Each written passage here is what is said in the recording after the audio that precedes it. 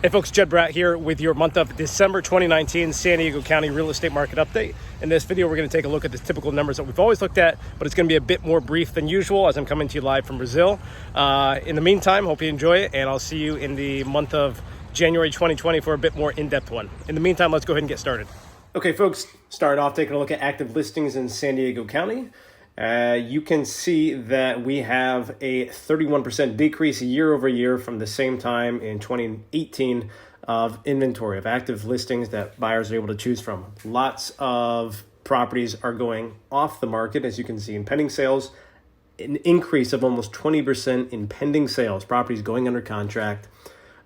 Sold listings are up 4%. So once again, following and continuing the same trend we saw until the beginning of last year, and that is increase in pending sales, which equals more sold listings, which equals less active listings, or at least an acceleration of decrease in active listings.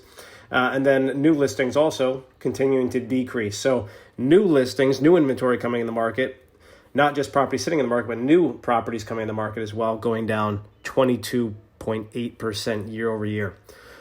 As I noted, 4% increase in actual sold listings, months of inventory down nearly 30% year over year. We have just under 2 months of inventory. So if all properties were to cease coming on the market and the existing properties that are active would just continue to sell at the current pace they are, in 1.9 months, we would no longer have any active inventory in theory. Sales price is actually up 8.6% year over year. End of last year, end of 2018 was a bit rough for prices as there was a bit of a shock to the market. We've addressed in many previous videos.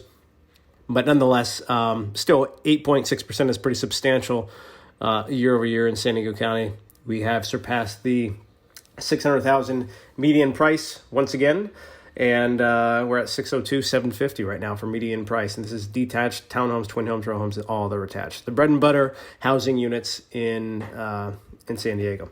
Percentage of original list price to actual sold price, up 1.2%. Pretty insignificant, but nonetheless, you can see the trend is, of course, that it is still a very strong seller's market right now, and buyers are relatively comfortable purchasing in today's market, much more so than they were 12 months ago. Let's take a quick look at 30-year fixed-rate mortgages across the nation, just as a quick reference point benchmark. They were sitting at around 3.73% average 30-year fixed across the United States. Pretty darn good. Many times you're able to get much lower than that, depending on which type of loan you're using, which type of loan product, what your FICOs are, debt to income ratio, a number of things of that sort.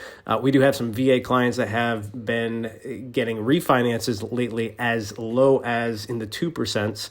I'm currently working on a refinance for myself personally at 3%.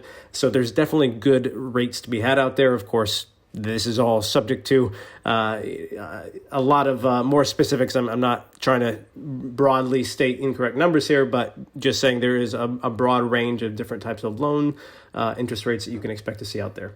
The effective Fed funds rate, as we've talked about before, has been trending down. The Fed funds rate has been dropped again recently for the third or fourth consecutive time.